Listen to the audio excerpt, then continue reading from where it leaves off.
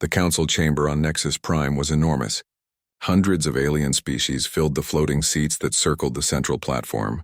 Ambassador Zreltok stood in the middle, his old scales catching the light from the station's artificial sun. He had lived for 300 years, and today he felt every single one of them.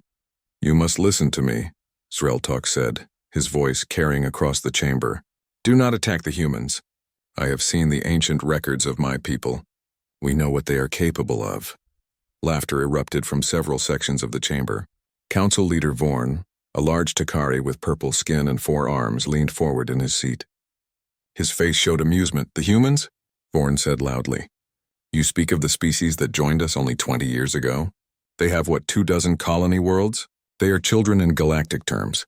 Zreltok shook his head slowly. "You do not understand. My people kept records from thousands of years ago. Before we met them in space, we encountered humans on a distant world. It was a research outpost. We made a mistake. We took 3 of their people for study." "And what happened?" asked High Admiral Thex of the Zorvan Empire. He was a tall, muscular creature with red skin and sharp teeth. He smiled as he spoke, confident and dismissive. "We returned them after 2 months," Zreltok continued. "We thought it was over. But the humans did not forget. They searched for us for 60 years. 60 years. They found our homeworld. They did not attack us. They did not destroy our cities. Instead, they landed one ship in our capital and demanded to speak with those responsible." Vorn waved one of his hands dismissively. "A nice story, old one. But that was your people, not ours. The Zorvan Empire is strong. We need the resources in human territory. They will give them to us, or we will take them." Ambassador Kate Morrison sat in the human section of the chamber. She was young for an ambassador, only 40 years old, with brown hair tied back in a simple style. Next to her sat Commander Jack Hayes, a military officer in a dark blue uniform. Neither of them spoke. They simply watched and listened. "The humans have no real military," Thex continued, standing up from his seat. "They have some ships, yes, but they have not fought a war against a true galactic power. They know nothing of real combat." "That is where you are wrong," Zreltok said urgently. "The humans do not fight like we do. They do not seek quick victory. They do not count battles won or lost. They count something else entirely. They count memory. They remember everything. Every wrong done to them. Every person lost. And they will pursue justice for those memories until the stars grow cold." More laughter filled the chamber. Even some of the smaller species joined in. Humans were known for being friendly traders and decent diplomats. They seemed soft compared to the warrior races of the galaxy. Vorn stood up, his forearms spread wide. "I call for a vote. The Zorvan Empire has requested permission to claim the mining colonies in Sector 7 of human space. These colonies are barely defended and contain resources we need for our expansion. All in favor?" More than half the chamber voted yes. The humans had few allies. Most species saw them as newcomers who had not earned respect yet. Kate Morrison finally stood. The chamber grew quiet. She walked to the central platform, her steps calm and measured. When she spoke, her voice was soft but clear. "This council has made its decision," she said. "We understand that you view us as weak. We understand that our military seems small to you. But I want to be very clear about something. If the Zorvan Empire attacks any human colony, any human ship, or harms any human citizen, we will respond." "With what?" Thex laughed. "Your dozen patrol ships?" Kate looked directly at him.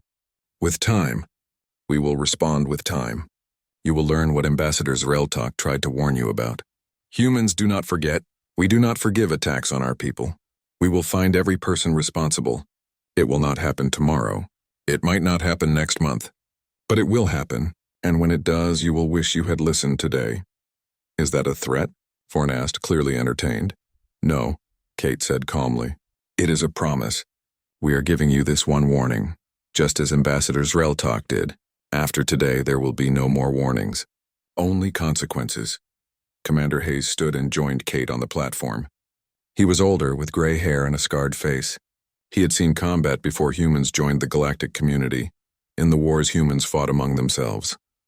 "My people have a saying," Hayes said. "You can run to the ends of the universe, but we will find you. We always find those who harm us, always." The chamber fell silent for a moment. Then Thex laughed again, breaking the tension. "Humans and their dramatic words. I am not afraid of your promises. The Zorvan Empire will take what it needs. We will strike the mining colony called New Helena in 3 days. Let us see what your time can do against our fleet." Kate and Hayes walked back to their seats. Sreltalk watched them go, then looked at Vorn. "When this is over, remember that I warned you. Remember that I tried to stop this." Vorn dismissed him with a wave. The council is adjourned. The Zorvan action is approved. As the aliens filed out of the chamber, Kate and Hayes remained in their seats. Kate pulled out a small communication device and typed a single encrypted message back to Earth. The message contained only one word: vindication. Hayes looked at her. "They will attack New Helena." "I know," Kate said quietly. 3,000 people live there. Mostly miners and their families. "I know," Kate repeated, her jaw tight. "And then?" Hayes asked. Kate looked up at the empty chamber, at the seats where hundreds of species had just voted to ignore the warning. "And then they will learn. Every single one of them will learn what it means to make humans remember." Sreltalk tried to save them from this, but they would not listen. Hayes nodded slowly. "How long?" "However long it takes," Kate said. "Years, decades if necessary. But we will find every person involved in the attack on New Helena. Every commander, every pilot, every officer who gives the order. We will find them all." "The council thinks we are weak." Kate stood up and walked toward the exit. "Let them think that. It will make the lesson more effective when they realize the truth. Humans do not fight to win battles. We fight to win forever. Once someone attacks us, they become part of our history. And we never ever forget our history." Sreltalk waited for them outside the chamber. "I am sorry," he said to Kate. "I tried." Kate placed a hand on his shoulder. "You did more than try. You gave them a chance. They chose not to take it. What happens next is on them, not you."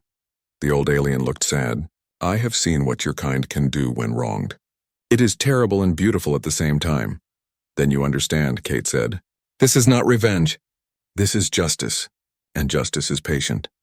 3 days later, the Zorvan fleet arrived at New Helena. Governor Paul Sanders was drinking coffee when the alarm started screaming. He dropped the cup and ran to the colony's command center. The screens showed 15 Zorvan warships dropping out of faster-than-light travel above New Helena. "Get everyone to the shelters," Paul shouted. "Now. All mining operations stop. Emergency broadcast to every home." The communications officer, a young woman named Sarah Brooks, was already sending the warnings. "Governor, they are charging weapons. This is not a warning shot. They mean to attack." Paul grabbed the microphone. "This is Governor Sanders to all residents. This is not a drill. Get to the underground shelters immediately. Leave everything. Just run." The first missiles hit the power station. The explosion shook the entire colony. Paul watched on the screens as the Zorvan ships methodically targeted every structure on the surface. The mining facilities exploded in balls of fire. The residential sector took hits next. He could see people running, trying to reach the shelters. "They are not even offering terms," Sarah said, tears running down her face. "They are just destroying everything." "Keep recording," Paul ordered. "Every second. Every ship. We need evidence of this." The attack lasted 40 minutes. When it was over, New Helena's surface was ruins. 3,000 people had lived there. Only 400 made it to the shelters in time. Paul sat in the command center, now running on emergency power, and watched the Zorvan fleet leave. They did not even land troops. They just attacked and left. Sarah was crying openly now. Why did they do this? "We could have negotiated." Paul's hands shook as he accessed the communication system. "Because they think we are weak. They think they can do this and face no consequences." He started broadcasting on every frequency he could reach. "This is New Helena. We have been attacked. Send the footage to Earth. Send it to every human colony. Let everyone see what they did to us." The message reached Earth within hours. It reached the 3rd Human Defense Fleet within a day. Admiral Frank Cooper watched the footage in silence. He was 55 years old with silver hair and calm eyes that had seen many things. But watching the unprovoked destruction of New Helena made something cold settle in his chest. "How many dead?" he asked his aide. "Final count is 2,600 civilians, sir. Mostly families. Some of the victims were children." Cooper played the footage again. He watched the Zorvan ships fire on fleeing civilians. He watched homes explode. He made himself watch all of it. "Sir, what are your orders?" the aide asked. Cooper stood up. "Get me every ship captain in the fleet. Get me Intelligence Officer Lieutenant Ben Jackson. Get me Captain Lisa Grant from the destroyer Relentless, and get me every civilian captain who operates in this sector. Civilian captains, sir? You heard me. Every merchant, every trader, every private vessel that travels these space lanes. I want them all.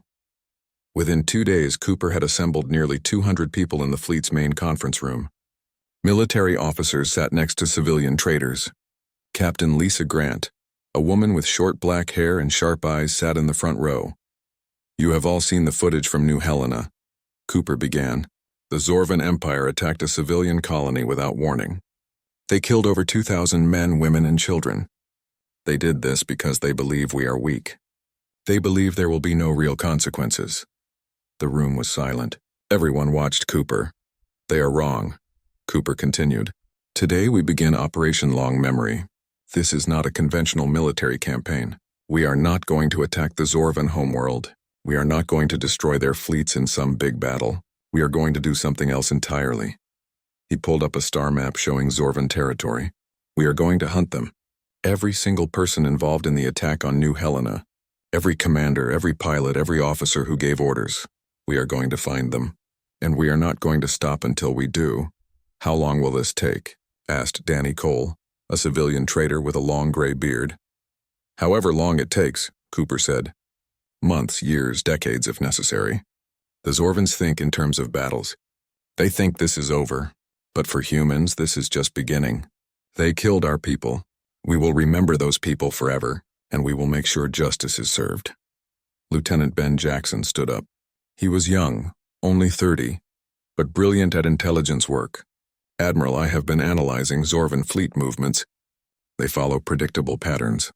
They have supply routes, patrol schedules, regular communications. If we can map those patterns, we can predict where they will be. Exactly, Cooper said. Lieutenant Jackson will coordinate our intelligence network. But here is where our civilian friends come in. You travel these space lanes every day. You see things. You hear things. Starting today, every piece of information you gather about Zorvan movements comes to us. A civilian captain raised her hand. You want us to be spies? I want you to be witnesses, Cooper said. The Zorvans are arrogant. They think we cannot track them across the galaxy. They are wrong. Humans have always been good at one thing. We find what we are looking for. It might take time, but we always find it. Captain Grant stood up. What are the rules of engagement, sir? We do not fire first, Cooper said firmly. We follow them. We appear near their ships. We let them know we are watching. We disrupt their supply lines. We make them paranoid. We make them understand that they are being hunted. Psychological warfare, Grant said with a slight smile. Exactly. We are going to be in their nightmares. Every time a Zorvan ship drops out of faster-than-light travel, they will wonder if we are nearby. Every time they dock at a station, they will look over their shoulders. We will not let them forget what they did. The meeting lasted 3 hours. When it ended, every person in the room had an assignment. The civilian traders were given secure communication devices. The military ships were reorganized into small, fast hunter groups. Lieutenant Jackson started building the largest intelligence database the human fleet had ever created. Captain Grant found Cooper after the meeting. Sir, the other species in the galaxy will call this obsessive. Cooper looked at her. Let them. The Zorvans killed our people. They thought we would protest, maybe impose some trade sanctions, then forget about it. They do not understand humans. We do not forget. Ever. Those 2,600 people will be remembered, and their deaths will be answered. How will we know when it is over? Grant asked. When every person responsible for New Helena stands trial, Cooper said. When justice is served, not before. 2 weeks after New Helena, the first Zorvan patrol encountered the Relentless. Captain Grant's destroyer appeared right next to the Zorvan cruiser as it left faster than light travel. The Zorvan captain immediately went to battle stations, but the Relentless did not fire. It just sat there watching. After 10 minutes, the Relentless jumped away. The Zorvan captain sent a confused report back to his commanders. He did not understand what happened, but he felt uneasy. 3 days later, another Zorvan ship found a human destroyer waiting near a supply depot. Again, no shots fired. The human ship just watched, then left. This pattern continued for weeks. Zorvan ships would arrive somewhere, and human vessels would already be there. The humans never attacked first. They just appeared, watched, and left. General Drax, the Zorvan commander who had ordered the attack on New Helena, studied the reports. "What are they doing?" he asked his officers. "We do not know, sir. They appear, they watch us, then they leave. It makes no sense." Drax felt something he had not felt in years. It was the cold touch of fear. "They are hunting us," he said quietly. "They are tracking our every movement." "That is impossible, sir. We control hundreds of systems.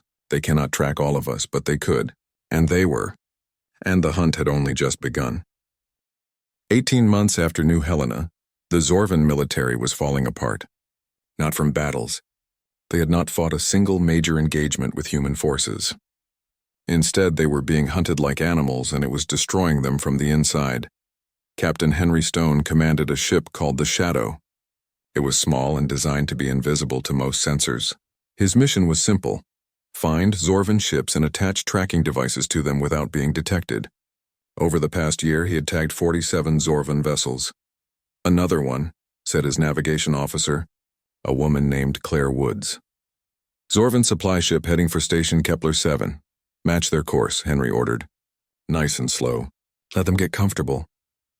The Shadow moved silently through space. The Zorvan ship had no idea it was being followed. When the supply ship docked at the station, the Shadow moved in close. Henry sent out a small drone, no bigger than a person's hand. It attached itself to the Zorvan ship's hull, blending in with the metal. "Tag complete," Claire reported. "That makes 12 ships this month." "Good," Henry said. "Send the tracking data to Lieutenant Jackson. Let him add it to the network." Back at Fleet Headquarters, Lieutenant Ben Jackson now commanded a room full of analysts. They worked day and night, tracking every Zorvan ship movement across the galaxy. The walls were covered with screens showing star maps, patrol routes, and supply chains. "We now have active tracking on 416 Zorvan vessels," Ben reported to Admiral Cooper. "That includes 73 military ships, the rest are support craft. We know where they go, when they go there, and how long they stay." "What about General Drax?" Cooper asked. "He is getting paranoid. He moves his flagship every 3 days. He never uses the same route twice. He is trying to be unpredictable." Ben smiled slightly. "But humans are very good at finding patterns, even in random behavior. We will have him within a month." Cooper nodded. "What is the status of Zorvan military effectiveness?" "Down 40%, sir. Their officers are exhausted. They spend so much time looking over their shoulders that they cannot focus on normal operations. Supply lines are disrupted because our presence makes them change routes constantly. Morale is at an all-time low." It was not just military operations affecting the Zorvans. Civilian trader Danny Cole had become a legend among human intelligence operatives. His merchant ship, the Lucky Star, traveled throughout Zorvan space, apparently doing normal business. But Danny had equipment that recorded every conversation, every ship movement, and every piece of gossip he heard. One day, Danny docked at a major Zorvan station. He delivered his regular cargo, then requested a meeting with the station commander. The Zorvan officer was surprised but agreed to meet. Danny handed him a small package. "This is for you," he said calmly. The commander opened it. Inside was a data chip and a note. The note said, "We know where you sleep." The commander played the chip. It showed surveillance footage of his own personal quarters on the station, recorded over several days. The commander's hands shook. "How did you get this?" Danny smiled. "We are humans. We find things. The people who ordered the attack on New Helena, they thought they could hide. They thought the galaxy is too big. But there is nowhere too big for us to search. Tell your friends. Tell everyone. We are still looking, and we will never stop." Word of that meeting spread throughout the Zorvan military. Officers began to realize that human intelligence had penetrated everything. There was no privacy. There was no safe place. The humans knew everything. Director Amy Walsh ran Human Intelligence Services from Earth. She coordinated the largest spy network in human history. It was not just military personnel. Thousands of civilians participated, traders like Danny, scientists at research stations, even tourists traveling through alien space. Everyone watched and reported. "We have created a system that uses prediction algorithms," Amy explained to the government leaders on Earth. "We track not just where Zorvan ships are now, but where they will be. We study their supply needs, their personnel rotations, their maintenance schedules. We can predict their movements weeks in advance." "How accurate are these predictions?" asked a government minister. 87% for normal operations, Amy said. When they try to be random, it drops to 62%, but that is still enough. Humans have always been good at tracking. Our ancestors hunted animals across continents. Now we hunt ships across star systems. The principle is the same. One of Amy's best agents was a science officer named Lisa Park. She worked on a research station in neutral space. Her official job was studying stellar phenomena. Her real job was analyzing Zorvan communication patterns. They are starting to use code words, Lisa reported. They know we are listening, so they are trying to hide their communications. Can you break their codes? Amy asked. Already done. Their encryption is good but not perfect. Plus they are starting to make mistakes. Fear makes people sloppy. Fear was spreading through the entire Zorvan Empire, not just among military personnel. Civilians heard the stories. Human ships appearing everywhere. Human agents knowing everything. The empire that had been so confident 18 months ago now lived in constant anxiety. The Zorvan government tried to negotiate peace. They sent ambassadors to the Galactic Council, requesting mediation. Ambassador Kate Morrison met with them. The Zorvan ambassador, an elderly female named Kess, looked exhausted. We want to end this, Kess said. What are your terms? Kate looked at her calmly. Unconditional surrender of every person involved in the attack on New Helena. Every commander, every pilot, every officer who gave orders. They will stand trial for war crimes. That could be hundreds of people, Kess protested. 2,600 civilians died, Kate said. We want justice for every single one. Not revenge, justice. Those responsible must answer for their crimes. And if we refuse, then we continue. For years, for decades, for centuries if necessary, we will hunt your military across the galaxy. We will disrupt every operation. We will appear in your nightmares, and eventually you will give us what we want anyway. You can choose to end this now, or you can choose to suffer longer, but the outcome will be the same. Kess left without agreeing to terms. The Zorvan leadership believed they could still win. They believed humans would eventually get tired of the hunt. They were wrong. General Drax tried to run. He took his flagship and a small escort fleet and headed for the outer rim of the galaxy, far from human space. He changed course randomly. He used no communications. He tried everything to hide. 3 weeks later, Captain Lisa Grant's destroyer Relentless appeared next to his flagship. Drax stared at the human ship in disbelief. He had been so careful. The Relentless sent a simple message. We see you. Then it jumped away. Drax realized the terrible truth. The humans had tracked him across the entire galaxy. There was nowhere to run, nowhere to hide. They would always find him. He sent a message to his second-in-command. We cannot escape them. They will follow us to the end of the universe if they have to. Ambassador Zreltok addressed the Galactic Council again. He looked around at the assembled species, many of whom had laughed at his warning 2 years earlier. I told you, Zreltok said quietly. I told you not to attack the humans. They will hunt you forever. Now you see I was right. The Zorvan Empire is crumbling, not from war, from fear, from the knowledge that they can never escape justice. Council leader Vorn, who had mocked the warning, sat silently. His forearms were folded. He looked old now, tired. What will happen? Asked a representative from a smaller species. The humans will get what they want, Zreltok said. They always do, because they never stop. Other species fight until they win or lose. Humans fight until the end of time if necessary. That is why you do not attack them. Because once you do, you become part of their story, and humans never forget their stories. Emperor Cross of the Zorvan Empire watched reports of human ships appearing throughout his territory. His military advisors told him they could not stop it.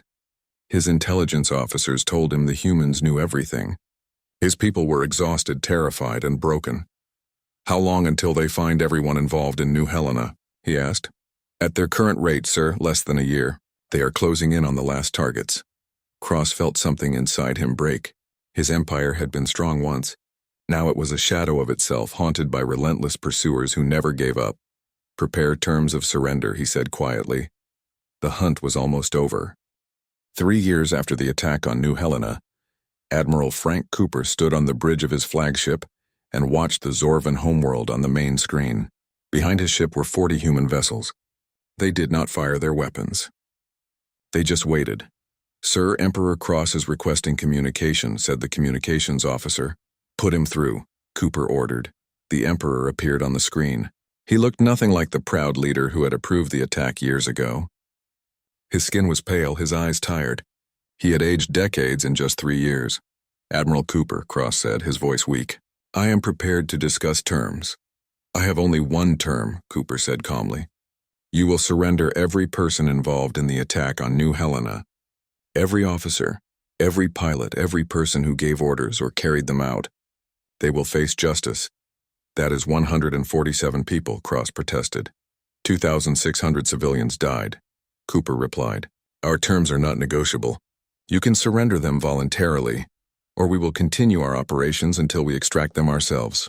The choice is yours, but the outcome is the same." Cross looked defeated. "The Galactic Council, they will not intervene?" Cooper almost smiled. "You can ask them." "We did." Emperor Cross contacted the Galactic Council, begging them to mediate. Council leader Vorn listened to his plea, then shook his head. "The humans gave you a warning 3 years ago," Vorn said. "Ambassador Zreltok gave you an even earlier warning. You ignored both. The Council will not oppose human operations. You brought this upon yourself." Cross realized he had no allies. The other species feared human persistence. None wanted to become the next target of humanity's endless memory. "I need time," Cross told Cooper. "Some of those responsible have fled to remote systems." "We know where they are," Cooper said. "We have known for months. We were simply waiting for you to make your decision. If you do not cooperate, we will proceed without your permission." The Emperor understood. He had no options left. "What guarantees do I have that you will not destroy my empire?" "You have our word," Cooper said. "We are not here to conquer. We are here for justice. Give us those responsible, pay reparations to the survivors of New Helena, and this ends. Refuse, and this continues until we take what we want anyway." General Drax had spent 3 years running. He had changed his location 63 times. He had used false identities. He had hidden on remote stations and obscure colony worlds, but he could never shake the feeling that human eyes were watching him. He was on a station in the Outer Rim, using the name Zek, pretending to be a retired merchant. He had grown a beard and changed his appearance. He thought he was finally safe. Then one morning he walked out of his quarters and found 3 humans waiting in the corridor. They wore black uniforms with no insignia. The leader, a man with calm eyes, stepped forward. "General Drax," said Major Kyle Turner, "you are under arrest for war crimes against humanity." Drax reached for his weapon, but it was already gone. One of the humans held it up, showing him they had taken it while he slept. "How did you find me?" Drax asked, his voice breaking. "We have been watching you for 6 months," Kyle said. "We were just waiting for the right moment. You can come peacefully or we can use force. Your choice." Drax looked at their faces. They were not angry. They were not cruel. They were simply determined. He realized that fighting was useless. These humans had tracked him across the galaxy. They had infiltrated the station. They had been watching him for months. There was no escape. "I will come," he said quietly. Kyle and his team walked Drax through the station. No one stopped them. No one tried to help the general. He was transported to a human ship and taken to New Helena. The colony had been rebuilt. The survivors had insisted on staying, turning their world into a memorial for those who died. When Drax arrived, he was taken to a small courtroom built on the exact spot where the first missile had hit. Governor Paul Sanders, who had survived the attack, sat in the court. Sarah Brooks, who had sent the warning message 3 years ago, was there too. Families of the victims filled the room. They looked at Drax with anger, grief, and something else. They looked at him with the satisfaction of knowing justice had finally come. Captain Julie Barnes commanded the carrier Perseverance, which now orbited Zorvan Prime with 20 other human ships. She received word that all 147 targets had been located. Some had surrendered. Others, like Drax, had been extracted by special operations teams. "The hunt is complete," she reported to Admiral Cooper. "All targets are in custody." Cooper felt a weight lift from his shoulders. 3 years of constant operations. 3 years of coordinating thousands of people across hundreds of light years. But they had done it. They had found everyone responsible. Ambassador Kate Morrison stood before the Galactic Council once more. The chamber was silent as she spoke. 3 years ago, the Zorvan Empire attacked a human colony without provocation. She began. "They killed 2,600 civilians. They did this because they believed we were weak. They believed there would be no consequences. She pulled up footage from New Helena. The assembled aliens watched the destruction. Some looked away, uncomfortable. Others watched in silence. "We promised we would respond," Kate continued. "Not with destruction, not with revenge, but with justice. Today, all 147 individuals responsible for this attack are in custody. They will face fair trials. They will be allowed to defend themselves. But they will answer for their crimes." She paused, looking around the chamber. "We could have destroyed the Zorvan Empire. We could have turned their worlds to ash. But that is not who we are. We fought for 3 years not to conquer, but to ensure justice was served." Ambassador Zreltok stood up. "The humans have proven what I tried to tell you. They are not cruel. They are not monsters. But they are relentless. They do not forget. They do not forgive unpunished crimes. This should be a lesson to every species here." Vorn, the council leader who had mocked the warning, stood slowly. His forearms hung at his sides. "I was wrong," he said publicly. "I did not believe Ambassador Zreltok. I did not believe the humans. I approve the Zorvan action. I bear responsibility for encouraging this disaster." Kate looked at him. "You do bear responsibility, but the humans you wronged are dead. The Zorvans who killed them will face justice. What you face is your own conscience. I hope you live a long life, council leader. I hope you spend every day of it remembering that you were warned." The Zorvan trials lasted 6 months. Each defendant was allowed lawyers and a fair hearing. Evidence was presented carefully. Witnesses testified. The galaxy watched as humans demonstrated that their justice system was thorough and fair, even for enemies. General Drax was found guilty of ordering the attack. He was sentenced to life in prison on New Helena, where he would spend every day looking at the memorial built for his victims. He would see their names, their faces, their families. He would live with what he had done. 132 others were found guilty of various crimes. 15 were acquitted due to lack of evidence or proof they had tried to resist the orders. The humans kept their word. Justice, not revenge. Emperor Cross paid enormous reparations to New Helena survivors. The Zorvan Empire would take generations to recover economically. But they were not destroyed. They were simply humbled. Admiral Cooper retired after the trials ended. He had done what he promised. Every person responsible had been found. Every victim had been honored. The mission was complete. At his retirement ceremony, a young reporter asked him why humans were so persistent. Cooper thought for a moment. "Because we remember," he said finally. "Every person who died on New Helena had a name, a family, a life. We owe it to them to never forget. That is not a weakness. That is our strength. We fight not to destroy, but to honor those we have lost. And we will do that no matter how long it takes."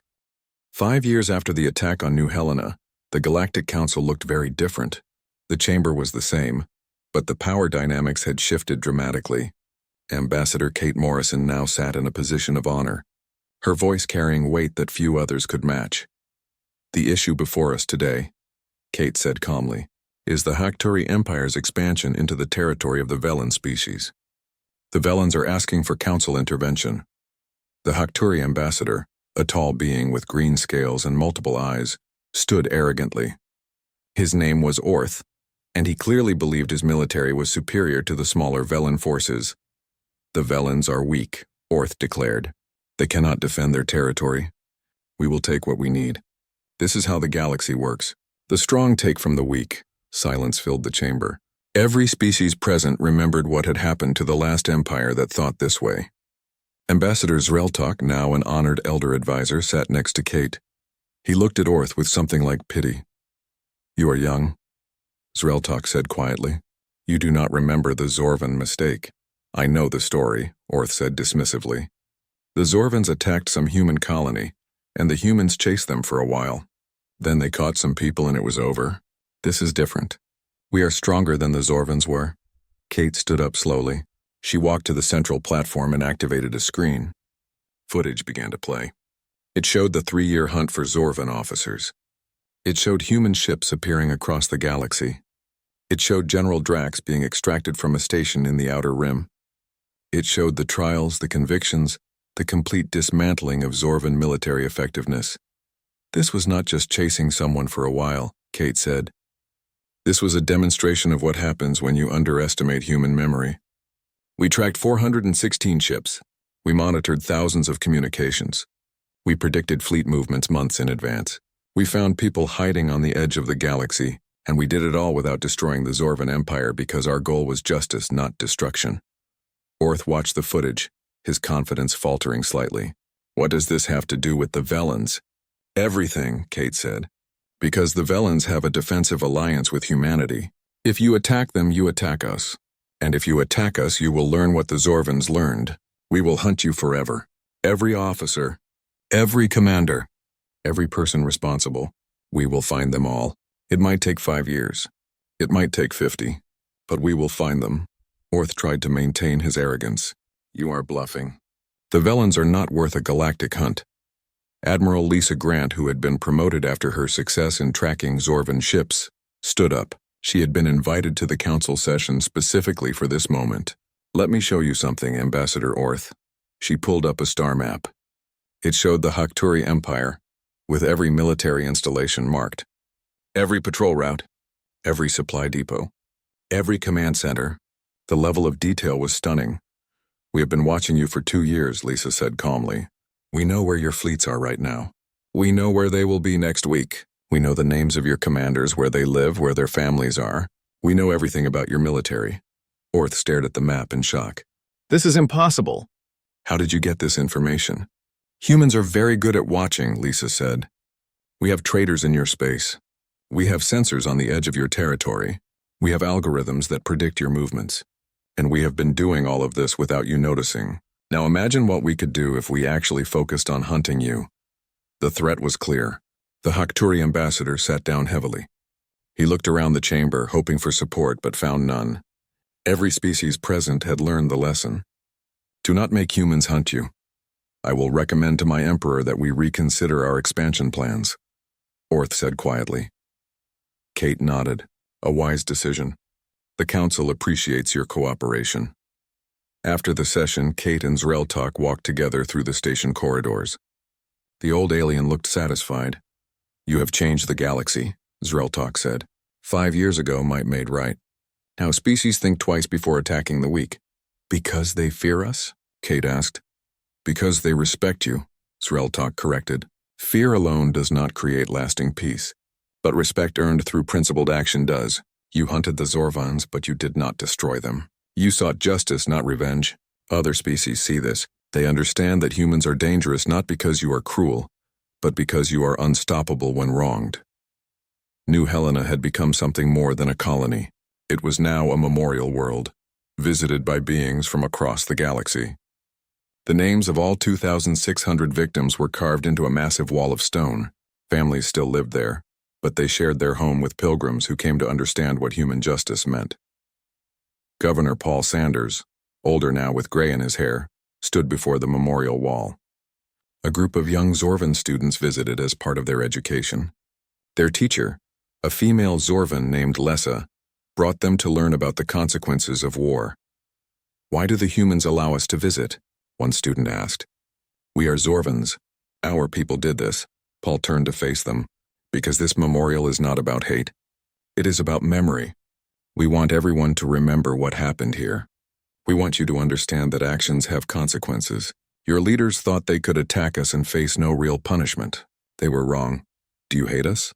Another student asked nervously. I hate what was done, Paul said carefully. But you were not born when this happened. You did not order the attack. Hate is easy. Justice is harder but more important. Your people paid the price for their leaders' decisions. Now you must build a better future. General Drax still lived on New Helena, serving his life sentence. He worked in the memorial gardens, maintaining the flowers planted around the victim's wall. Every day he saw the names of people he had killed. Every day he lived with his guilt. A human guard named Eric Stone watched over him. Eric's sister had died in the attack. He had every reason to hate Drax, but instead he simply ensured the general did his work. Do you ever forgive me? Drax asked one day. Eric thought for a long moment. I do not know if I can forgive you, but I can ensure you face your actions every day. That is what justice means to us. Not death, not torture, but accountability. You will live a long life here, General, and every day you will remember what you took from us. Back on Earth, young cadets trained in military academies. They learned the new doctrine that had emerged from Operation Long Memory. Cadet Chris Webb, 19 years old and eager, listened as retired Admiral Frank Cooper gave a lecture. "Why are humans so good at hunting?" Chris asked. Cooper, now in his 60s, smiled slightly. "Because we evolved as persistence hunters. Our ancestors did not run faster than prey. They did not have sharp claws or teeth, but they could track an animal for days, weeks even, until it collapsed from exhaustion. That ability is in our genes. We are patient. We are observant. We remember patterns. And we never give up." "Is that why other species fear us?" another cadet asked. "They do not fear us," Cooper corrected. "They respect us. There is a difference. Fear makes enemies. Respect makes allies. The galaxy learned that humans will defend themselves and their allies with absolute determination. But they also learned we are fair. We could have destroyed the Zorvan Empire. We chose justice instead. That combination of strength and principle is what changed how other species see us. The Galactic Council had restructured its laws. There were now strict rules about attacking civilian targets. There were protections for smaller species, and there was an understanding that humanity would enforce these rules if necessary. Council leader Vorn, humbled by his mistake 5 years earlier, worked with Kate to create these new laws. He had spent 5 years trying to make up for his error in judgment. "Do you think the galaxy is safer now?" Vorn asked Kate during a private meeting. "Yes," Kate said. "Not because we are police, but because species understand there are consequences. The Zorvans learned. The Hakturi learned without having to experience it themselves. That is progress." Ambassador Zereltok's warning had been added to the Galactic Council's educational materials. Every young diplomat learned about the events of New Helena. Every military officer studied Operation Long Memory. The phrase became famous across the galaxy. "Do not attack the humans. They will hunt you forever." But it was not just a warning about human capability. It was also a reminder of human principle. The galaxy learned that humans fought for justice, not conquest. They learned that humans valued memory and accountability. They learned that making humans your enemy meant facing not just military force, but an entire civilization dedicated to ensuring justice was served. In the end, that was humanity's greatest strength. Not their technology, not their weapons, but their absolute refusal to forget those who had wronged them, combined with their commitment to justice over revenge. The galaxy was changing. Old empires that had ruled through fear and force found themselves losing influence. Species that valued cooperation and justice gained power. And at the center of this transformation were the humans, who had proven that sometimes the most dangerous opponent is not the strongest or fastest, but the one who never stops, never forgets, and never gives up until justice is done. Ambassador Kate Morrison stood before the memorial.